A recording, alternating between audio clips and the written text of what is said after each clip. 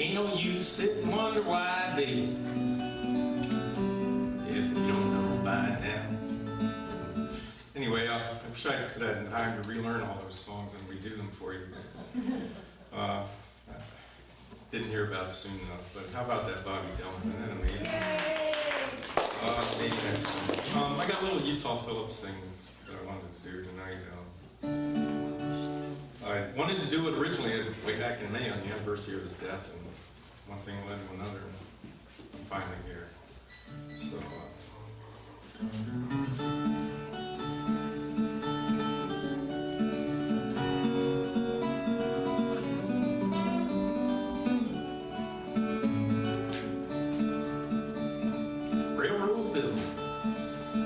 Railroad Bill, he don't want a word, and he never will. Ride, let him ride.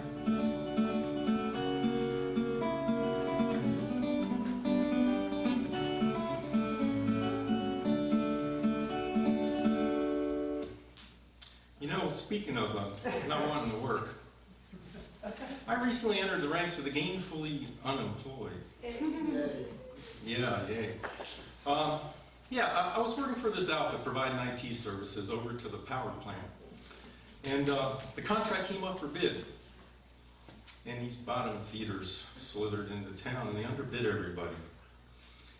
And the new guy came up to me and he said, you know, we'd like to keep you on. I mean, with all your years of experience, why, you'd be a valuable member of the team. And to prove the sincerity of his remarks, he offered me a 20% pay cut to stay on.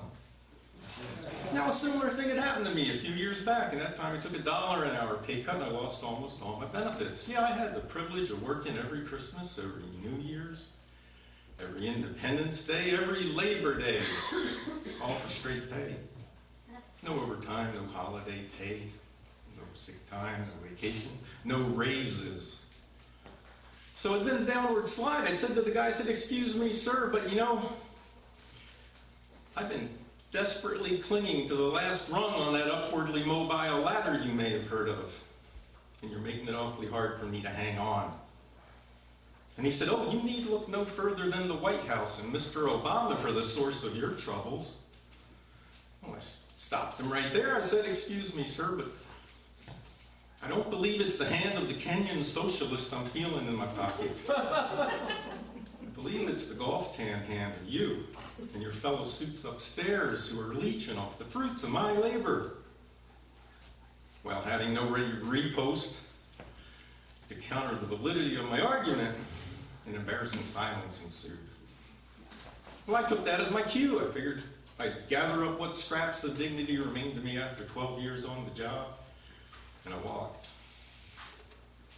Now, you might think that's kind of a drastic response. I mean, it wasn't the worst job I'd ever had, you know, but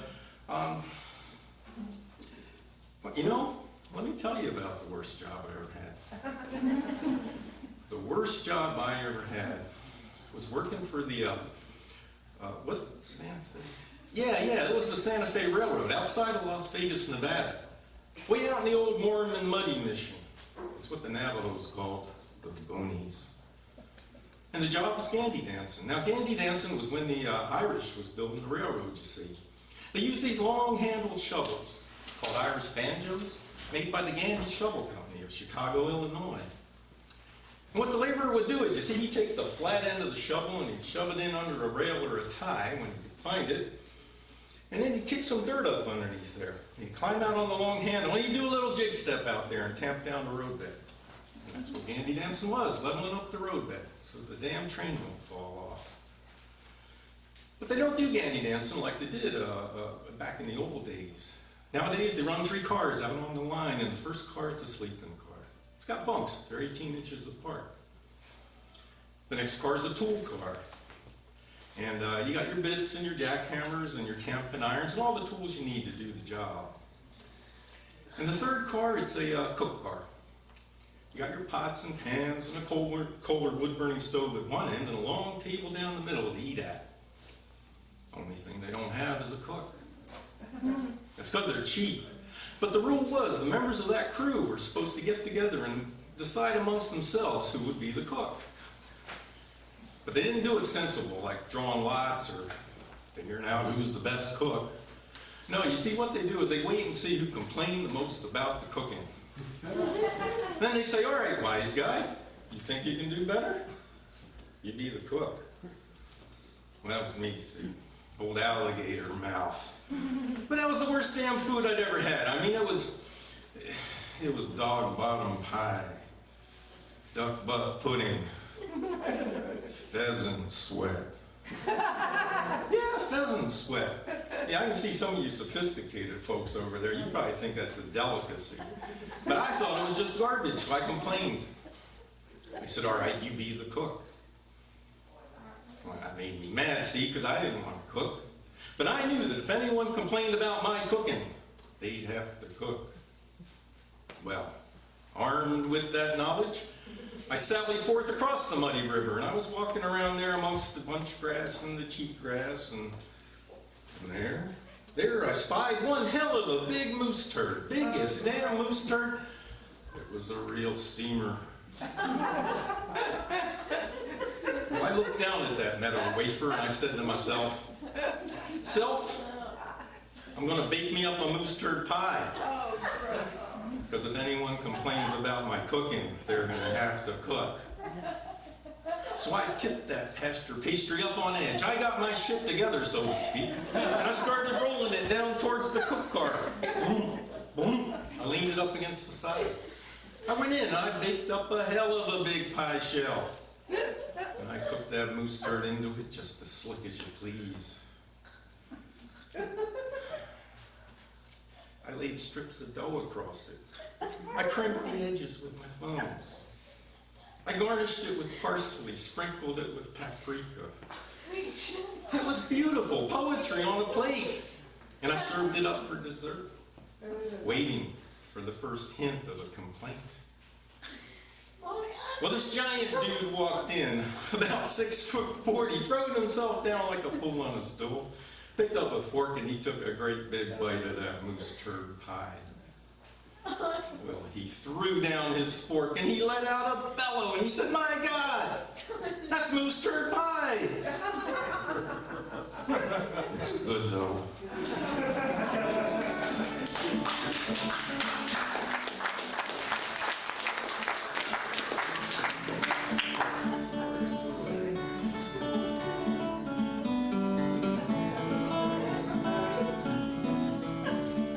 Listen to the jingle, rumble and the roar as she flies along the woodlands, through the hills and by the shore.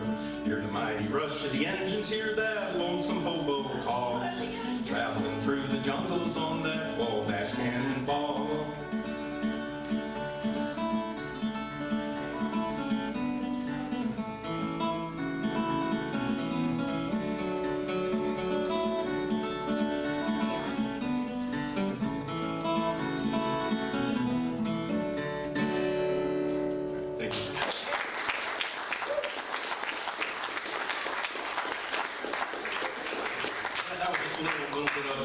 Wabash Cannonball, and we started off with a verse from the old folk song Railroad Bill. And sandwiched in between there was the tale of the Mooseturd pie, made famous by Utah Phillips, the golden voice of the great Southwest. He's gone now these 8 years, and sorely missed.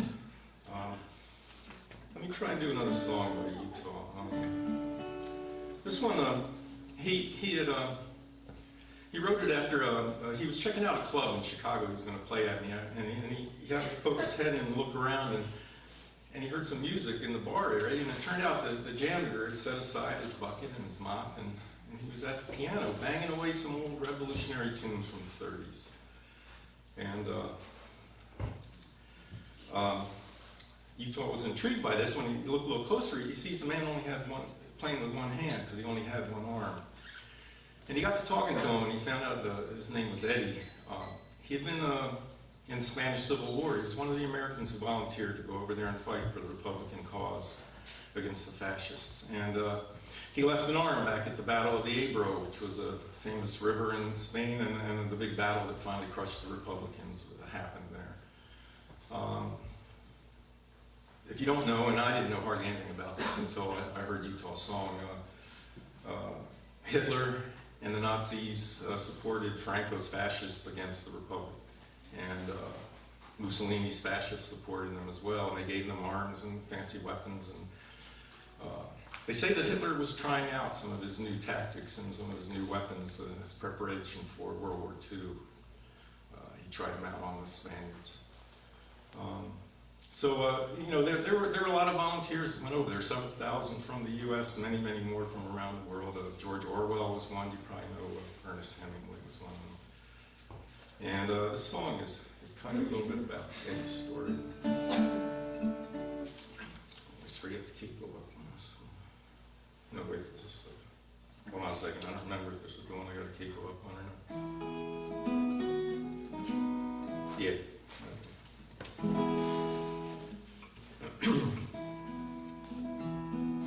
Standing in your shadow, afraid to go outside. I could listen to your music all night long. The world keeps changing, no place to hide. And I know that we can't change it with a song. One hand on the keyboard, moonlight fills the room. One hand on the abro, no regrets. One hand on tomorrow, reaching for the sun. One hand on the sun that never sets. The white cliffs of Gandesa lie sleeping in the rain. I guess some places always have their kings. Now I hear you singing the forgotten songs of Spain, and wish I could remember all those things. One hand on the keyboard, moonlight fills the room. One hand on the abro, no regrets. One hand on tomorrow, reaching for the sun. One hand on the sun that never sets. I thought that I had troubles when I was on the loose. That must have been the carnival instead. Now I hear my children, they're singing what's the use. Drop a little something for their heads. One hand on the keyboard, moonlight fills the room. One hand on the abro, no regrets. One hand on tomorrow, reaching for the sun. One hand on the sun that never sets.